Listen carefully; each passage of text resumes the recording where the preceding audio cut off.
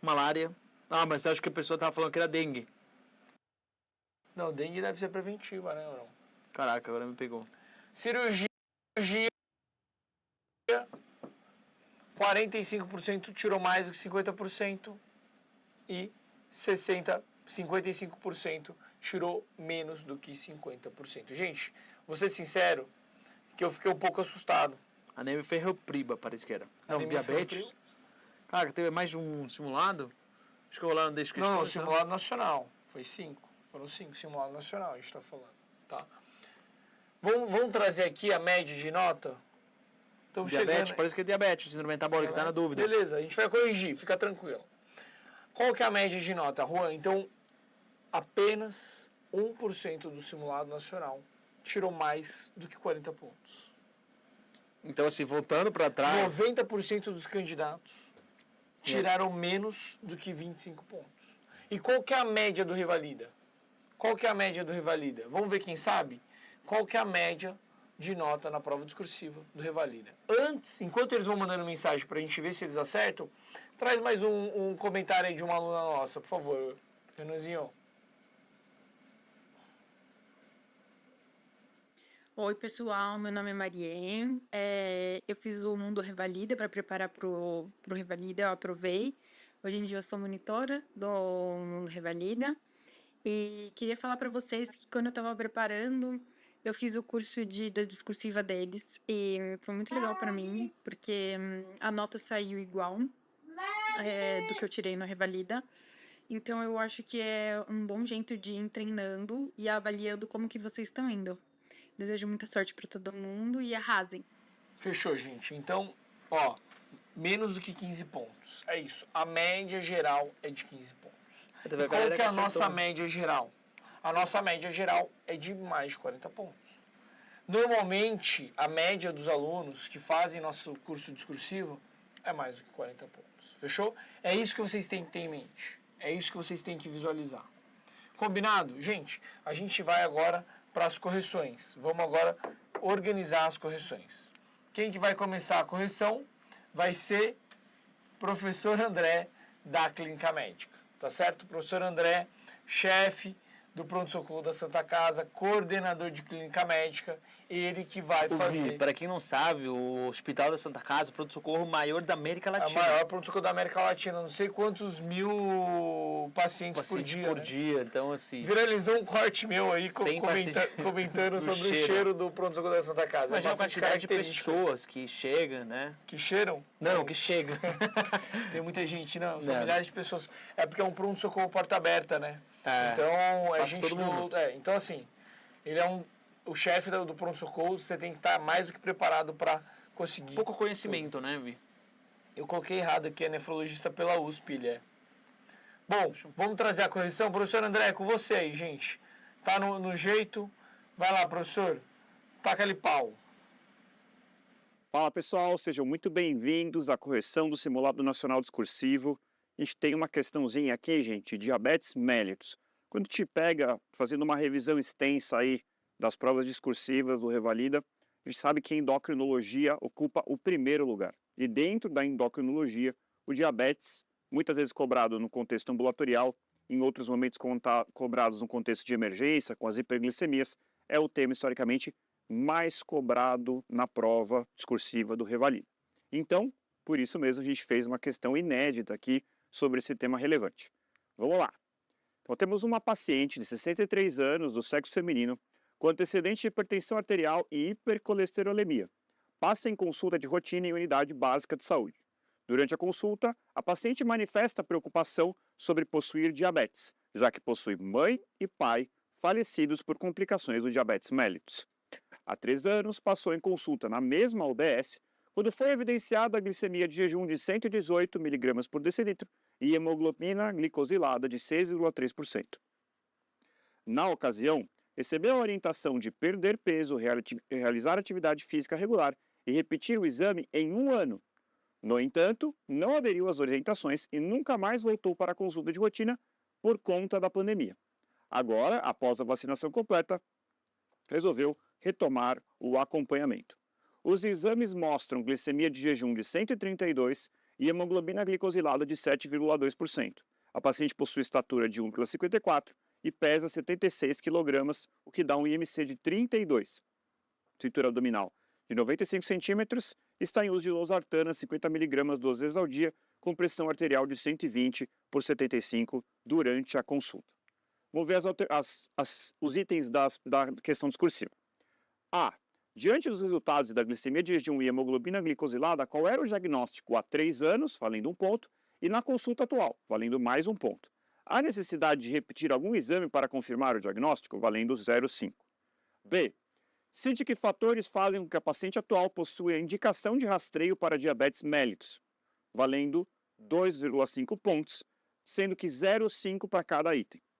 C. Quais os exames devem ser solicitados quando confirmado o diagnóstico do diabetes? D. Se confirmado o diagnóstico de diabetes, cite ao menos 3 medidas não medicamentosas e uma opção de medicamento hipoglicemiante que seja disponível no SUS para esta paciente, valendo 2 pontos, 0,5 para cada item. Se confirmado o diagnóstico de diabetes, cite qual a meta de controle glicêmico para a hemoglobina glicosilada da paciente e qual o período para a reavaliação, ou seja, para avaliar se a meta foi atingida após a instituição de tratamento medicamentoso. O valor total é de 1 ponto, sendo 0,5 cada item. Vamos voltar para o nosso enunciado, gente? Isso aqui é uma habilidade muito importante quando a gente vai para a prova discursiva. Aliás, para qualquer prova, mas a prova discursiva especificamente, a gente tem no próprio enunciado a grande parte ou quase totalidade das respostas às nossas questões. Isso aqui é o padrão típico do Revalida. Dificilmente na prova discursiva a gente vai ter uma doença rara, uma manifestação atípica ou algum detalhe muito minucioso no tratamento. Eles vão cobrar sempre quadros clássicos com sua apresentação típica e vão dar a resposta para vários itens na própria questão, no próprio enunciado. Então vamos entender quem é essa paciente. Ela é uma paciente de 63 anos, portanto idosa, ela tem sexo feminino, ela já é sabidamente hipertensa e dislipidêmica. E ela está no ambiente de unidade básica de saúde. Isso é importante para a gente entender o raciocínio do examinador. Se ela está no contexto de unidade básica de saúde, vai ser ali uma questão que vai abordar esse contexto. Isso pode parecer óbvio, mas não é, né? Então a gente já sabe que isso aqui não é um quadro de cetoacidose. Isso aqui é um quadro de manejo ambulatorial, de diagnóstico, de mudança de estilo de vida, tão típico de uma unidade básica de saúde. Ela tem um antecedente familiar importante, porque ela tem mãe e pai que faleceram por complicações. Há 3 anos, ela foi diagnosticada, foi evidenciada uma glicemia de jejum de 118 e uma hemoglobina glicada de 6,3%. Como que a gente chama aquele paciente que possui uma glicemia de jejum de 100 ou mais, ou e menor que 126? Uma hemoglobina glicosilada de entre 5,7 e 6,4. Vamos pensando nesse ponto. E a questão é o seguinte, há 3 anos atrás falaram o seguinte, olha, você precisa perder peso, fazer atividade física regular para a gente repetir esse exame. O que orientaram aqui para ela? Mudança do estilo de vida. E a gente tem de forma muito clara aqui que ela não aderiu à mudança do estilo de vida e não retornou em 1 ano. Ela volta 3 anos depois, porque ela teve a pandemia, ficou lá. Isso aqui é uma coisa que a gente viu muito na prática clínica. Pós-pandemia, veio aquela enxurrada de pacientes que deviam ter passado em 1 ano e depois vieram após 3 anos, porque tinham medo e até compreensível, eles reapareceram para as consultas ambulatoriais. E neste momento que nós temos uma glicemia de jejum de 132 e uma hemoglobina glicosilada de 7,2. Além disso, ela continua com obesidade, então tem um IMC de 32. Ela tem uma cintura abdominal de 95, portanto aumentada acima de 88 para a mulher. E ela continua hipertensa, continua tomando losartana, que está bem controlada. Tá? Então a parte da hipertensão, a princípio, parece estar bem controlada.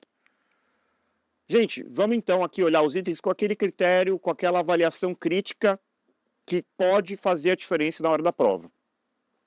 Qual era o diagnóstico há 3 anos? E qual é o diagnóstico na consulta atual? Temos necessidade de pedir algum exame para confirmar o diagnóstico? Perfeito, essa bem tranquila. Quais os fatores que fazem com que a paciente possua indicação de rastreio de diabetes? Aqui tem uma dica, ó.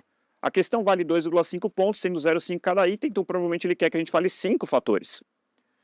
Quais os exames que a gente precisa solicitar quando confirmado o diagnóstico, ou ser confirmado. Então, fiz o diagnóstico de diabetes, o que eu tenho que pedir a seguir? E aqui ele já está dando a dica. Ó. Provavelmente essa paciente vai ser diagnosticada com diabetes. Isso aqui é clássico da prova do Revalida. Às vezes o item C te dá o diagnóstico de um item A. Isso é muito importante. D. Três medidas não medicamentosas e uma medicamentosa disponível no SUS. Medicação hipoglicemiante disponível no SUS para essa paciente. Confirmado o diagnóstico, qual é a meta de controle glicêmico e qual o período de avaliação. Meio ponto para cada item. Vamos agora item por item, gente. Então vamos lá. Diante dos resultados do glicemia de jejum e hemoglobina glicosilada, qual era o diagnóstico há 3 anos e na consulta atual? Há necessidade de repetir algum item? Olha só, gente. Tabelinha da nossa aula de diabetes.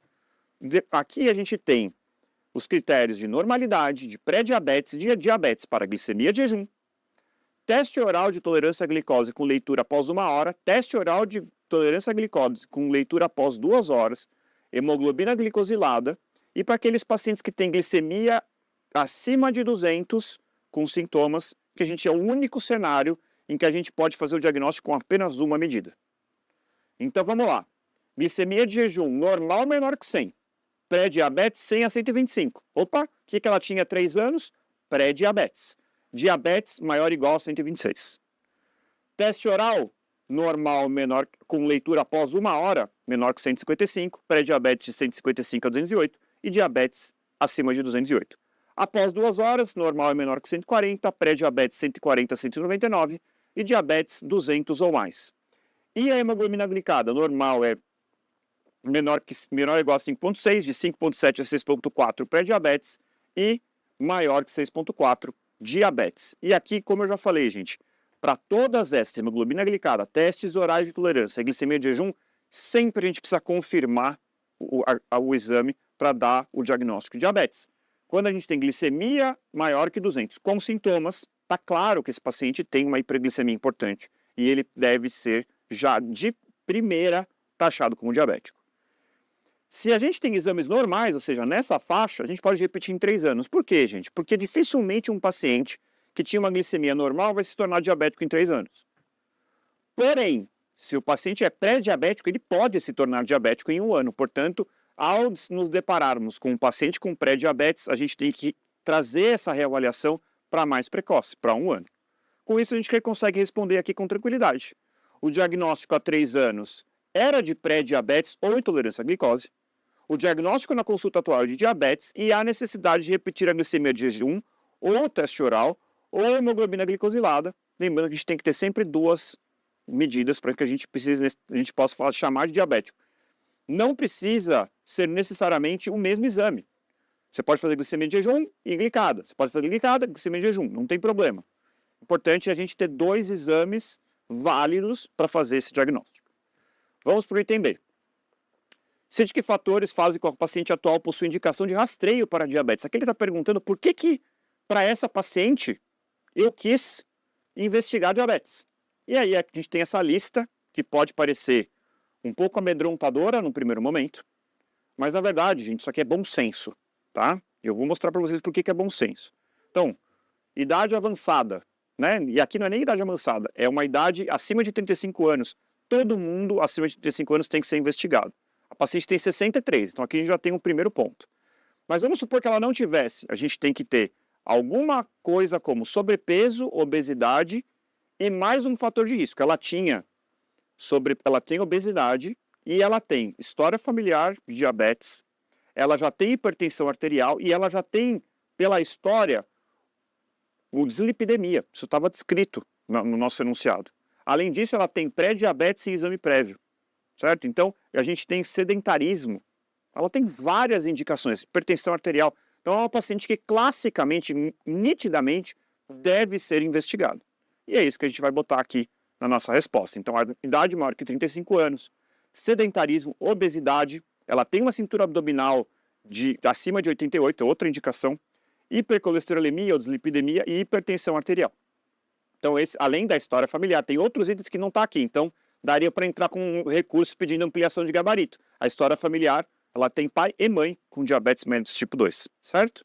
Então, mais uma questão, um item tranquilo aqui. quais os exames que devem ser solicitados quando confirmado o diagnóstico. Isso aqui é uma questãozinha, gente, que a gente tirou do manual do Ministério da Saúde, em que ele fala o seguinte: diagnostiquei diabetes. O que eu tenho que pedir no momento do diagnóstico? Lembrando que geralmente a gente vai ter ali uma glicemia sinalizando um diabetes, a gente vai confirmar. Então temos glicemia de jejum e hemoglobina glicada para confirmar, ou teste oral de tolerância, certo? Além disso, se o paciente tem diabetes, a gente tem que fazer um lipidograma. Temos que avaliar o risco cardiovascular dele. Então a gente vai pedir colesterol total, HDL, triglicérides. Além disso, aqui falando para a minha área da nefrologia, lembra que a maior causa de doença renal crônica terminal no mundo é o diabetes mellitus. Portanto, lembrem-se que o diabetes mellitus tipo 2, que é muito mais comum, é uma doença assintomática. A gente não sabe quanto tempo esse paciente é diabético. Portanto, pode ser que ele já tenha, no momento do diagnóstico, complicações microvasculares renais. A gente tem que pedir urina 1, creatinina. Então aqui a gente está buscando proteinúria, aqui a gente está buscando alteração já da função renal. E se a urina 1 é normal, o exame mais sensível que existe para a detecção da doença renal do diabetes em sua fase inicial é a microalbuminúria, certo? E além disso, tem outros pontos aqui. A lógica do eletrocardiograma é procurar por manifestações já de lesões de órgão-alvo, aqui complicações macrovasculares. E se o paciente for um diabético tipo 1, a gente vai pedir TSH, porque existe associação entre o diabetes mellitus tipo 1 e a tireoidite de Hashimoto, que é a principal causa de hipotireoidismo, certo? Então, gente, voltando para a nossa questão, glicemia de jejum ou teste oral ou hemoglobina glicosilada, então a gente tem que confirmar o diagnóstico. Urina 1 ou sumário de urina ou EAS são sinônimos, dependendo de onde você está no Brasil. Em São Paulo a gente chama de urina 1. No Rio de Janeiro, se eu não me engano, é EAS. Em outras regiões, como Minas Gerais, é sumário de urina. Então, depende do local, mas é tudo sinônimo, tá bom? Colesterol total ou lipidograma ou HDL com triglicérides e eletrocardiograma. Então, tranquilo aqui, gente. Manual do Ministério da Saúde. É lá que o Revalida usa a referência, de lá que ele tira a referência, de lá que ele monta as questões, certo? Vamos continuar. Se confirmado o diagnóstico, cite ao menos 3 medidas não farmacológicas, não medicamentosas e uma opção de medicação hipoglicemiante disponível no SUS. Gente, falar de mudança de estilo de vida para paciente com síndrome metabólica, com hipertensão, com diabetes, a gente tem vários pontos que a gente pode abordar aqui. Então a questão dietética, então sempre uma dieta, de novo, o manual do Ministério da Saúde. Dieta hipocalórica, hipossódica, hipogordurosa, limitação de gorduras saturadas e transaturadas, dar preferência por carnes magras, carboidratos, sempre preferindo legumes e verduras, evitar açúcar refinado. Perda ponderal, perda de peso, isso aqui, gente, é uma meta, 5 a 10%. Por que 5 a 10%? Porque é isso que mostrou o benefício do ponto de vista metabólico. Se o paciente perde 2%, não faz tanta diferença. E acima de 10%, o benefício vai ficando cada vez menor. Então, a gente tem essa meta aí de 5 a 10 ou 7% de perda de ponderal. IMC sempre buscando entre 20 e 25, a paciente tem mais de 30, então ela tem um longo caminho a percorrer aí em termos de perda de peso. E do ponto de vista de atividade física, gente, a gente tem que recomendar exercício físico regular. E o que a gente chama de exercício físico regular? Ao menos 3 vezes por semana, ou idealmente 5 vezes por semana, sendo cada vez pelo menos mais 30 minutos ou mais, ou 150 minutos por semana, somando as atividades, sempre buscando a moderada intensidade. Não vai ser nem um exercício muito leve, nem um exercício que necessariamente tenha que ser muito intenso. Lembrando que se a paciente fuma, ela tem que parar de fumar. Se ela bebe, ela tem que parar ou limitar a ingesta de bebida alcoólica. Com isso, a gente consegue aqui trazer algumas recomendações para a nossa paciente. Atividade física regular, perda de peso, aqui eu nem coloquei no gabarito que necessariamente seja 5 a 10%, mas é uma informação adicional. Estimular a alimentação saudável. E medicação, gente, qual é a droga de primeira linha? Aquela medicação que é amplamente disponível, com baixo custo, com um ótimo perfil de segurança, é a metformina, da classe das biguanidas. No SUS, além da metformina, a gente tem a sulfonilureia. A sulfonilureia não vai ser a primeira linha, porque ela causa mais hipoglicemia, tem um perfil de segurança pior, então a gente sempre tende a começar com a metformina. Mais recentemente foi incluído, para indicações específicas, os inibidores de SGLT2. Então, pacientes que têm doença cardiovascular, paciente que tem insuficiência cardíaca, paciente que tem albuminúria. Por que isso não está aqui?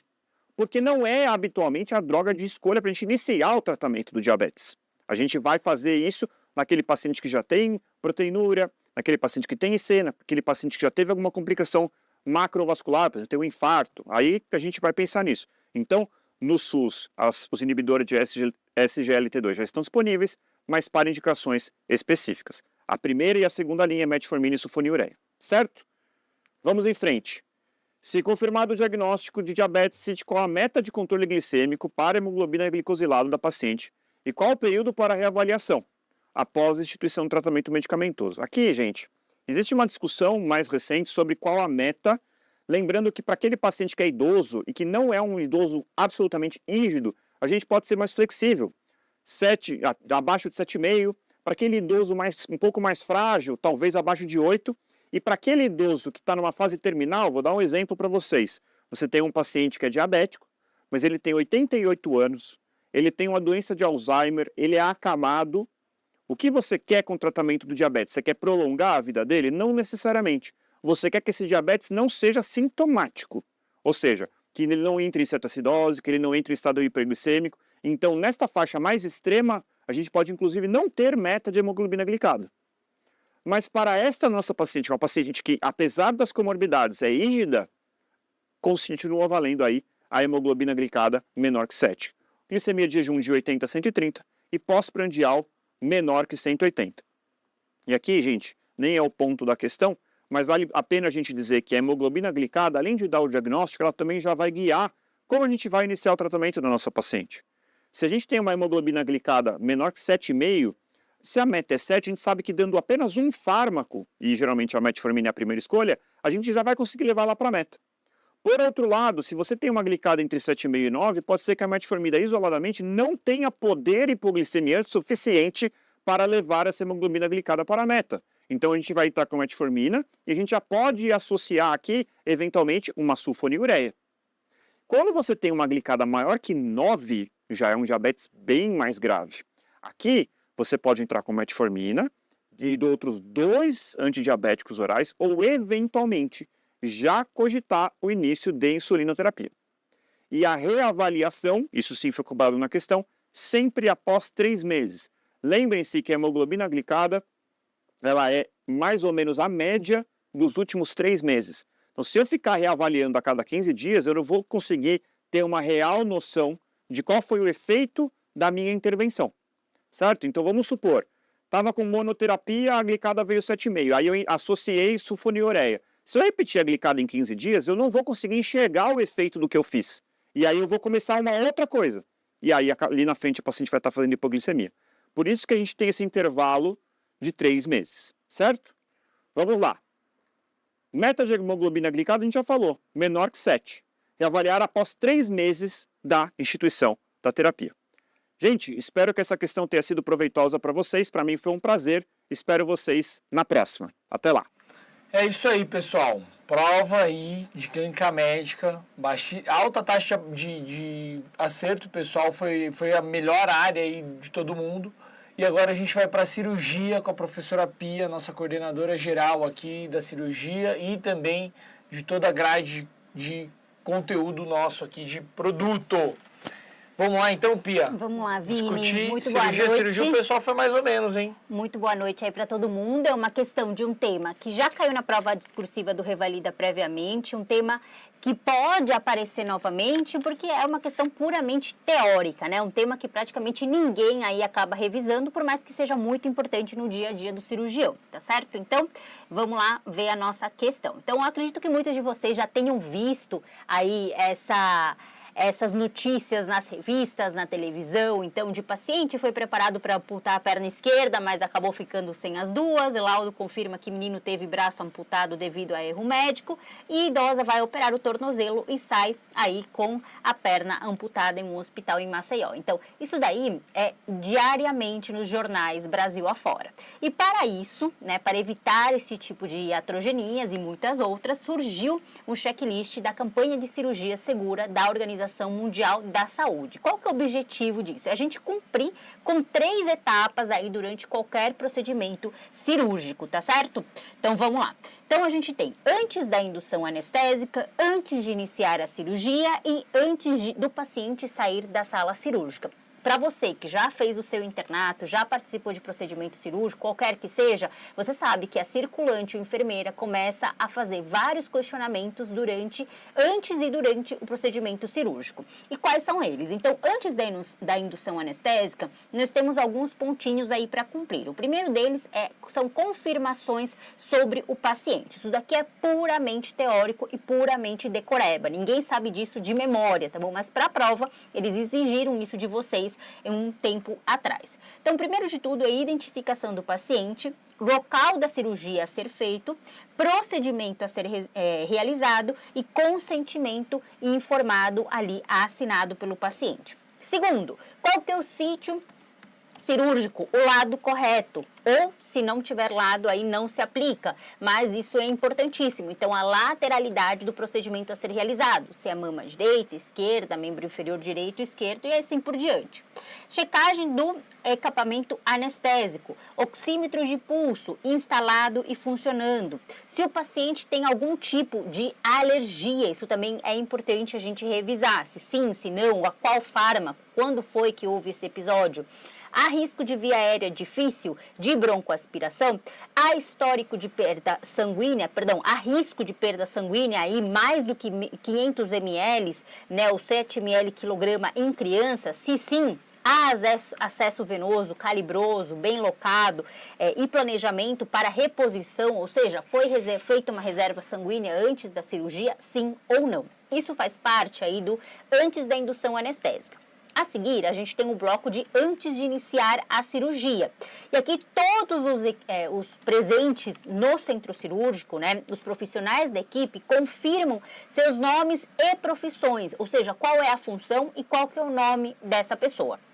O cirurgião, o anestesista e a enfermagem verbalmente confirmam identificação do paciente, local da cirurgia a ser feita e procedimento a ser realizado. Antecipação de eventos críticos, revisão do cirurgião a passos críticos na cirurgia, qual sua duração estimada e se há possíveis perdas sanguíneas. A seguir, revisão do anestesista. Existe alguma preocupação por parte do anestesista em relação ao paciente? Revisão da enfermagem. Houve correta esterilização de todos os materiais dentro da sala? Há alguma preocupação em relação ao equipamento? O antibiótico profilático foi dado nos últimos 60 minutos antes da incisão? Qual antibiótico foi dado para esse meu paciente e se temos algum tipo de exame de imagem dentro do procedimento, antes de fazer o procedimento como tal dentro do centro cirúrgico, né? Neurocirurgia, às vezes uma tomografia, ressonância, tudo acaba sendo exposto dentro do centro cirúrgico. Antes do paciente sair da sala, a enfermeira confirma verbalmente com a equipe nome do procedimento, contagem de compressas, instrumentos, agulhas, se está correta ou não, biópsias, se essas estão com nome e número de prontuário do nosso paciente, se houve algum problema com equipamentos que deva ser reparado ou corrigido, e o cirurgião, o anestesista e a enfermagem analisam os pontos mais importantes na recuperação pós-anestésica, ou seja, a equipe se reúne e identifica quais vão ser os próximos passos durante o pós-operatório imediato e durante as primeiras horas ali de recuperação, tá certo? Exatamente, falaram aqui, caiu no discursivo para falar o que a equipe errou e o que a equipe deixou de fazer, o que foi correto. Exatamente, mas é o mesmo tema, tá certo? A nossa questão foi mais baseada em você descrever cada step ali do procedimento cirúrgico, tá certo? Perfeito, então vamos agora. Não foi essa questão, gente. Calma, gente, eu estou dando um adiantamento da parte teórica. Vamos lá para a questão. Então vamos lá. Mencione as 3 etapas do checklist da campanha de cirurgia segura. Diz que a questão foi de pneumotórax. Vamos abrir, Vini, aí ao vivo aqui no nosso simulado. O que for para discutir, a gente discute, tá, gente? Bora! Então, aqui a gente acaba revisando 2 temas diferentes, se for preciso. Vamos ver simulado nacional. Vamos lá. Então, só para finalizar esse tema, gente, essa questão já caiu anteriormente. Vamos revisar 2 temas, se for preciso, 3 temas. O importante aqui é a gente conseguir revisar o máximo de temas antes da prova de vocês. Acho que foi mesmo, Pia. Vamos ler junto aqui, então. Vamos terminar essa e a gente parte pra essa? Bora. Então, vamos lá. Bora, gente. Então, vamos lá. Mencione as 3 etapas do checklist da campanha Segura segundo a Organização Mundial da Saúde. Isso valendo 5 pontos. Segunda questão. Mencione 5 componentes da primeira etapa e mencione 3 componentes da última etapa. As 3 etapas do checklist da campanha de cirurgia segura da OMS são aqueles 3 que a gente acabou de ver na tabela, para vocês verem como é realmente teórico esse tema, já caiu na prova antiga discursiva do Revalida. Então temos a primeira, sim-in, que seria antes da indução anestésica, antes de iniciar a cirurgia ou time-out e antes do paciente sair da sala cirúrgica ou check-out, tá certo? Gente, eu sei que a questão que apareceu para vocês foi outra, estão ganhando uma aula gratuita aqui de outro tema. Tá certo? Então, ânimo! Vamos continuar. Isso daí é questão importante, né? Já caiu na prova e pode cair de novo. Mencione 5 componentes da primeira etapa. Então, primeira etapa, tudo poderia ter sido colocado. Então, desde a confirmação sobre o paciente, identificação do mesmo, qual procedimento vai ser realizado, qual a lateralidade, se tem algum risco da via aérea ou se tem um risco de perda sanguínea. E quais são os 3 componentes da última etapa. E aí vocês poderiam colocar tudo que nós comentamos, desde o nome do procedimento realizado, o plano de operação entre todos os integrantes da cirurgia, biópsias ou materiais a serem coletados com identificação e número de protocolo, e aí o nome do procedimento que foi acabado de realizar e contagem de compressas, agulhas e instrumentais. Perfeito? Então, tema importante que pode cair na tua prova, protocolo de cirurgia segura da Organização Mundial da Saúde. Então, cirurgia vai ter 2 temas e a gente sempre faz uma entrega a mais. Isso aí.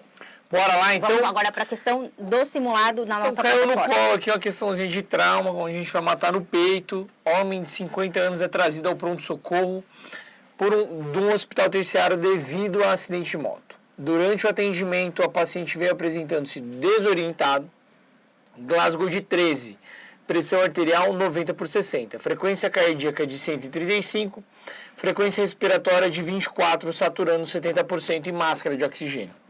Exame respiratório apresenta murmúrios vesiculares abolidos à esquerda e presente à direita, hipertimpanismo à esquerda e som claro pulmonar à direita. Exame abdominal extremidades, normal. Pô, questãozinha dada. Grátis aqui, hein, Pia? Muito fácil. Você foi mãe.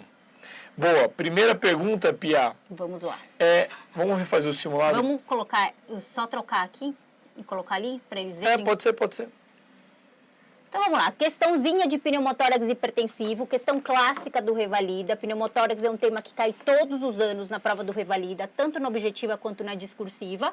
Então, primeiro de tudo, a gente tem que lembrar que o diagnóstico é clínico, né, antes de tudo. E quais são os sinais que a gente vê nessa questão? Vão respondendo aí no chat. Pessoal interagir. Acho que desligou. Acabou a bateria? Ixi. Então vamos lá. Primeira questão, então, qual que é o tipo de choque, certo? Então, se estamos frente a um paciente vítima de trauma, a gente não pode fazer nada diferente do que o ABCDE do trauma. Então, no B, a gente vai fazer todo o exame físico torácico, inspeção, ausculta, palpação e percussão do tórax. Vamos ver quais são os sinais típicos para pneumotórax nesse caso. E qual é o tipo de choque? É choque obstrutivo, não é choque hemorrágico aqui. A gente tem um sistema de válvula unidirecional, ou seja, o ar entra, mas ele não sai. Vamos ter desvio do mediastino, desvio da traqueia, diminuição do retorno venoso, diminuição do débito cardíaco. O paciente faz um choque obstrutivo, tá certo? Pia, caiu isso daqui também...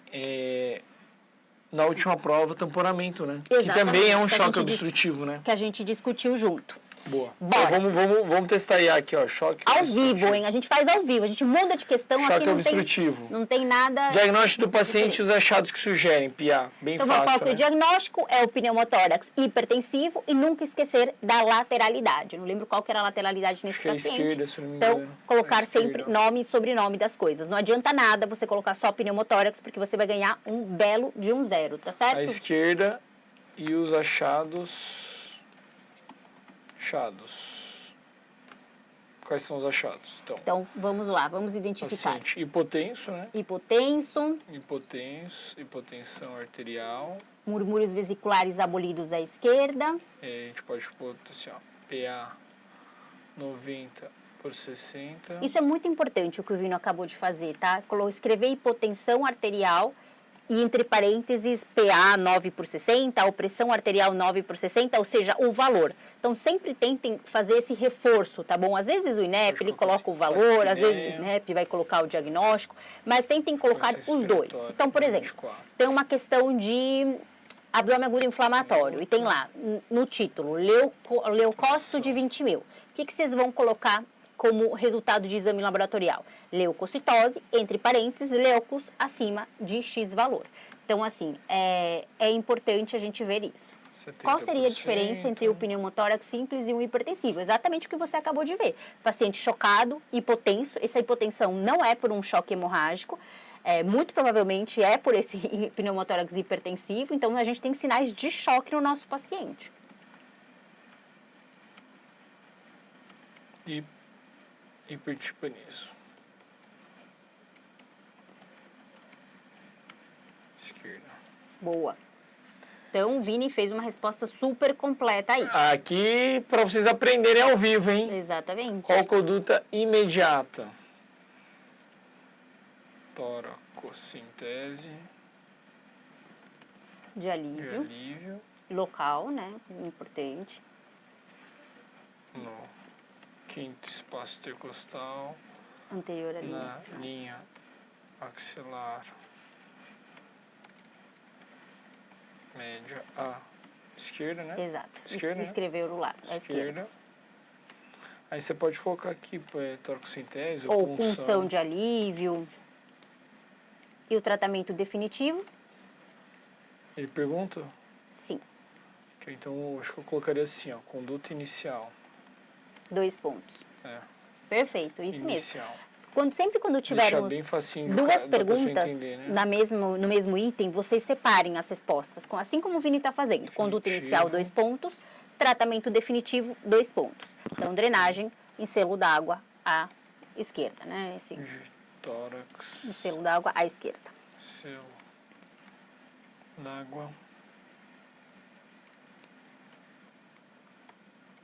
Ué, acho que o meu não tá certo. Água à esquerda. Aí a gente pode copiar e colar É aqui. importante, Vini, você colocar ali quinto espaço intercostal, ou seja, escrever por extenso. Não deixar a boa. Exatamente, não deixar em sigla. Então, vamos ver as dúvidas. Acho que quanto às respostas deu ok. No paciente com trauma em uma primeira avaliação, como diferenciar o choque obstrutivo e hemorrágico? E aí eu quero a tua resposta, Blenda. Se estamos dentro de um protocolo que é obsessivo compulsivo pelo ABC do trauma, a gente sabe que o B vem antes do C. Ou seja, e se eu não passo para o B para o C, sem resolver o B. Portanto, se o paciente, mesmo resolvendo o pneumotórax hipertensivo, ele continuar chocado, muito provavelmente esse choque não é obstrutivo e temos que procurar outras fontes de choque. Nesse caso, mais provável que seja um choque hemorrágico. Vamos ver, Pia. Choque obstrutivo. Resposta correta, identificou corretamente o tipo de choque como obstrutivo. Diagnóstico o aluno acertou o diagnóstico e todos os achados escritos recebendo pontuação total. Perfeito. Ih, zerei aqui. A resposta não está completamente de acordo com o gabarito. Menção localização da punção de alívio de forma incorreta, pois deve ser feito no quarto ou quinto espaço intercostal, entre a axilar média e anterior. Mas tá certo. Pô, acho que eu não fui muito completo, né? Acho que a IAC ela foi um pouco rigorosa demais. Mas isso é bom porque serve para aprendeu. estudar. Porque realmente o manual do ATLS, ele fala de quarto, quinto espaço e fala anterior à linha axilar média, tá certo? E a drenagem em selo d'água no mesmo lugar. Mas tá certo. É isso aí, gente. Então, uma questãozinha clássica. Dá pra ver o comentário também, ó, Pia, pra isso é quem quiser. importante, né? Eles conseguirem estudar. Se formos pensar em 3 diagnósticos diferenciais, o que vocês escreveriam? Então, teríamos pneumotórax simples, tamponamento cardíaco, como o Vini muito bem falou, hemotórax maciço, hemotórax e por aí vai. Trauma torácico, trauma de aorta. Então, temos múltiplos diagnósticos diferenciais. Então, Pia, não dá para reclamar. O simulado gratuito dentro do MedTest, que vocês tiveram correção por IA, gabarito comentado, E, na verdade, o pessoal teve até acesso ao banco de questão. Vou aproveitar e mostrar aqui o banco de questão. Dá para vocês praticarem aqui só questão discursiva, se vocês quiserem. Exatamente. E dá para vocês treinarem por IA também. Show de bola? Gente, vamos agora corrigir a questãozinha do Diego. Questãozinha Agora do Diego. preventiva. Tá vendo? Fizemos dois temas de cirurgia aqui. Deixa eu ao puxar aqui. Antes do Diego... Calma aí. Tá certo? Vou chamar então o professor Diego, Aí. que é assistente também aqui no Hospital Albert Einstein, coordenador aqui da preventiva. Então, vamos lá, produção, professor Diego na tela aí, por favor, corrigindo. Fala pessoal, professor Diego da amada, da querida, da adorada preventiva, aqui para discutir com vocês e corrigir a questão de dengue no simulado nacional aí que vocês fizeram. Então vamos para a questão. Homem, 28 anos, ornitólogo natural e residente do Rio de Janeiro, refere febre alta diária de início a 5 dias, acompanhada de cefaleia intensa, calafrios e tremores, seguida de sudorese profusa. Nega comorbidades ou antecedentes pessoais dignos de nota. Procurou atendimento médico sendo diagnosticado como virose e tratado com sintomáticos. Irmão refere que outro participante da pesquisa em campo realizada pela instituição em que trabalha, na Mata Atlântica, também desenvolveu há 10 dias quadro febril, diagnosticado com dengue. Qual a principal hipótese diagnóstica do caso? Justifique sua resposta 2,5 dado, 2 pontinhos e meio aí, 1/4 da questão dada. Cite 5 diagnósticos diferenciais do quadro acima. Somente os 5 primeiros itens serão considerados. Meio para cada acerto. Quais exames complementares podem ser realizados no ato da consulta para confirmar ou descartar o diagnóstico principal? E qual conduta deve ser tomada perante o quadro do paciente? Então vamos lá, pessoal. Vamos para a primeira questão. Qual a principal hipótese diagnóstica do caso? Justifique a sua resposta. Bom, é dengue, né? Então é o paciente aí, ó, que vamos lembrar um pouquinho do caso. Deixa eu voltar aqui isso, ó. Então o paciente de 28 anos, ornitólogo, natural e residente do Rio de Janeiro, certo? Beleza. Estava trabalhando na Mata Atlântica, uma área aí endêmica de dengue. Veio com, há 5 dias, cefaleia intensa, calafrios e tremores, seguida de sudorese profusa. Não tem uma comorbidade, isso é importante a gente lembrar e prestar atenção, não tem comorbidade. E ele vem aí, ó, de um local onde ele está trabalhando, que uma pessoa há 10 dias foi diagnóstico com dengue. O médico tratou como virose. Virose, mas o nome da virose é dengue, né? É uma virose, porque é uma replicação viral aí no corpo do paciente, mas o nome dessa virose, ela é dengue, tá certo? Então, dengue, por quê? Paciente trabalhador de área endêmica da doença, Mata Atlântica, com colega de trabalho, resultado positivo para dengue. Se mencionar apenas dengue, teria 1,25, né? Normalmente, quando a gente tem a banca solicitando a justificação de uma resposta, principalmente numa doença endêmica, é para que essa justificativa seja baseada, obviamente, em sinal e sintoma, mas também no critério epidemiológico, que aqui é o quê? Área endêmica de dengue com um colega que estava ao lado dele trabalhando com prova positiva, com resultado positivo para dengue. 5 diagnósticos diferenciais do quadro acima. Pessoal, aí era desforra de ganhar ponto. Citar 5 síndromes febris: Zika vírus, chikungunya, febre amarela, leptospirose, malária, hepatite infecciosa, rubéola, febre maculosa, influenza, febre do tifo, peste bubônica, o que vocês... febre do Nilo, o que vocês quiserem colocar aqui, vocês poderiam colocar. C. Quais exames complementares podem ser realizados no ato da consulta para confirmar? Prova do laço e sorologia para dengue. Também caberia aqui teste rápido para dengue. E qual a conduta deve ser tomada perante o quadro do paciente? Aí a conduta daquele caso, né? Então, o que a gente faz num paciente de dengue? Bom, paciente do grupo A, porque não tem comorbidade, não tem sangramento, prova do laço provavelmente negativa. Vamos pensar que é prova do laço negativa. Então, eu vou fazer hidratação oral, 70 ml quilo dia, 1/3 desse 60 ml quilo dia de soro e 2/3 de outros líquidos. Manejo do caso vai ser ambulatorial. Retorno em 2 dias para notificação e, pelo amor de Deus, na dúvida, SINAM, notifico ao SINAM. lembrar síndromes febris, eu sempre vou notificar. Ah, mas tem síndrome e tal? Não, na dúvida, notifica, tá certo? Pessoal, espero que vocês tenham gostado aí dessa questãozinha de dengue, bem maneira que a gente colocou na prova de vocês, a grande chance de que ela esteja na prova que vocês farão em tão pouco, então não deixem de estudar dengue e síndromes febris, porque a chance de cair na prova de vocês é muito grande. Muito obrigado pela presença de todos. Tchau, tchau. Até mais. Fala, pessoal. É isso. Preventiva aí, professor Diego, bem objetivo. A ideia, gente, não é ficar de muita enrolação, pelo contrário. A ideia é ser o mais objetivo possível. E aí, o que vocês estão achando? Estão gostando? Vocês viram ali que a gente corrigiu ao vivo aqui a prova da cirurgia. Claro que às vezes a IA ela é muito criteriosa, mas eu também escrevi errado. Eu também fui muito simplório na minha resposta. Eu podia ter especificado mais como o próprio INEP gosta, entre o quarto e o quinto espaço intercostal, entre a linha axilar média e a axilar anterior. A ideia é que vocês realmente sejam o mais objetivo possível. Gente, eu estou vendo aqui que muita gente está pedindo link. Então, antes da gente começar a passar para as próximas correções, eu queria pedir a permissão para vocês para explicar sobre a nossa metodologia. Se vocês acharem que é pertinente, eu vou explicar sobre o discursivo AMR e depois a gente continua. Ainda teremos a correção de pediatria e também de clínica e de GO também do João Marcelo. Tá certo?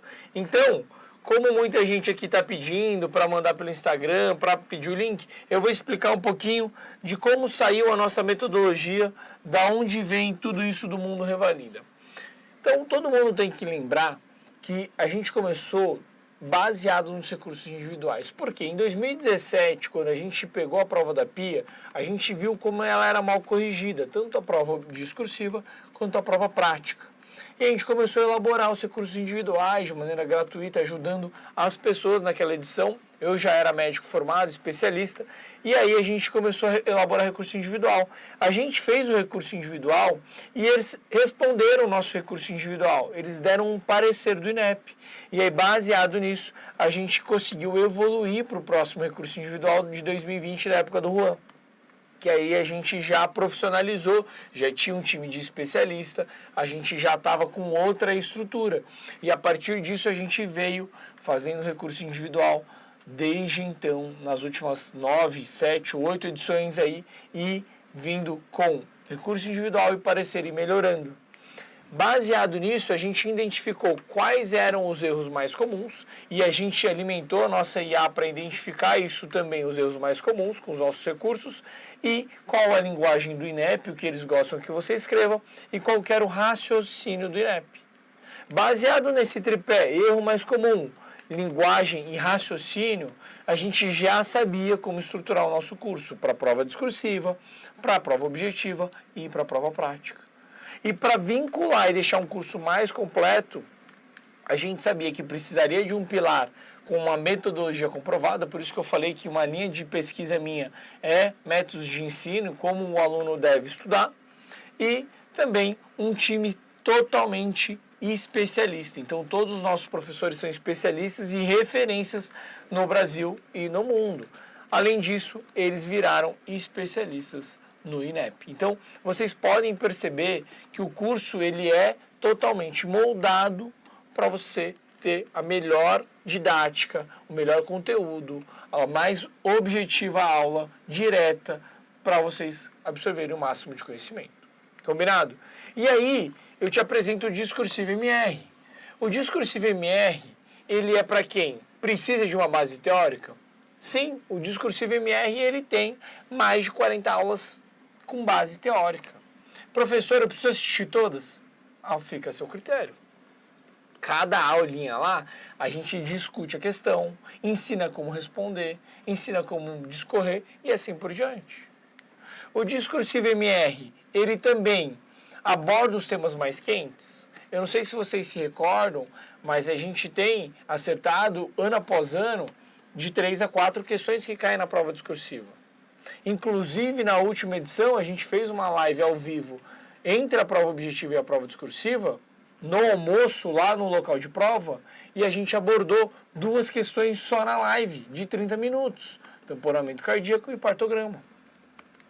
E lá, dentro do Discursivo MR, a gente tem 30 apostas do Mundo Revalida. Só lá você vai encontrar as 30 apostas para essa edição. Cada edição muda. Além disso, o Discursivo MR, ele é para quem não sabe interpretar ou não sabe como escrever? Com certeza, gente, com certeza. Lá temos aulas teóricas de cada grande área. Então vai estar o professor João Marcelo, que ele é especialista, subespecialista em mastologia, é mestre pela Universidade de Nova Lisboa. Vai ter o professor André, que é chefe do pronto-socorro, a professora Bia, chefe da UTI da USP de São Paulo. Eles vão estar te ensinando como responder cada uma das questões. Além disso, é um estudo só passivo? Vocês acabaram de simular. Vocês viram que dentro da nossa plataforma existem questões discursivas em todas as aulas. Não só nas aulas, como um banco de questão completo. São quase 1000 questões, são 998 questões corrigidos por IA, de maneira gratuita, está incluso para você. Toda vez que você testa uma questão, corrige, a gente paga. Mas vocês já têm um recurso ilimitado, tá certo? E aí eu te explico, tem mais de 40 aulas bases, tem as apostas do Mundo Revalida, tem aulas técnicas, tem aulas teóricas, tem grupo de WhatsApp, tem tudo que vocês precisam lá dentro do curso, tá certo? Tem alguém que tem alguma dúvida e gostaria de ver a plataforma por dentro? Produção, enquanto eu coloco a plataforma por dentro, coloca para mim também o feedback, por favor. Edivaldo, um aluno assim, que ele confiou na gente, fez a discursiva Master e com isso ele conseguiu ser aprovado. Oi, eu sou a Paula e hoje eu vou contar para vocês o que eu acho do Discursiva Master, o curso focado para a parte discursiva da primeira fase do Revalida INEP. Gente, é uma parte super importante vocês estudarem para a parte discursiva. Muitas pessoas deixam para o final, sabem, para estudar discursiva, e acabam perdendo muitos pontos, porque não sabem formular ou não sabem quais temas que realmente caem, porque às vezes os temas são diferentes para a parte objetiva da discursiva e às vezes as pessoas estão despreparadas. E o Discursiva Master tem isso, ele te ensina como escrever, como formular as respostas e os temas que você tem que estudar. Lá no Discursiva você vai ter as videoaulas que você vai aprender sobre o conteúdo, são videoaulas assim que você entra, se você não sabe nada, você sai sabendo, sabe? E mais superficial até o mais profundo, de um jeito muito resumido. Os doutores são excelentes que ensinam, além de ter um grupo do WhatsApp, onde tiram todas as dúvidas. O mais legal dessa parte do discursiva é você estar no mesmo grupo de WhatsApp que os doutores que estão dando aula. Você não entendeu alguma coisa, é só perguntar lá, sabe? Tirar todas as dúvidas. Eu acho isso o diferencial do Discursiva Master do Mundo Revalida. Convido vocês a conhecerem também, porque se você está se preparando para a primeira fase, acredito eu que seja um curso excelente para você adquirir mesmo essa experiência, esses conhecimentos, né? Então, eu recomendo bastante. Estou na internet agora, ano que vem eu faço o Revalida primeira fase, então com certeza eu irei usar o Discursiva Master do Mundo Revalida. E aí pessoal, tudo bem? Aqui é o Edivaldo Campos. Bom, tô aqui gravando esse vídeo uma forma de gratidão. Meu muito obrigado ao pessoal do Mundo Revalida. Saiu aí a nota da primeira etapa do Revalida, graças a Deus consegui aprovar. E assim, não precisando de recurso, né? E graças mesmo, eu falo, ao pessoal do Mundo Revalida, especialmente o Juan. Eu fiz o Discursiva Master com eles, né? Tive esse auxílio, eles pegaram na minha mão, eu tinha várias dúvidas. A gente sabe nesse momento do Revalida quantas dúvidas nós temos, o que fazer, né? O Juan, que foi meu mentor do Mundo Revalida, inclusive sou grato o resto da minha vida a ele. Ele pegou na minha mão, ele cuidou de todo esse medo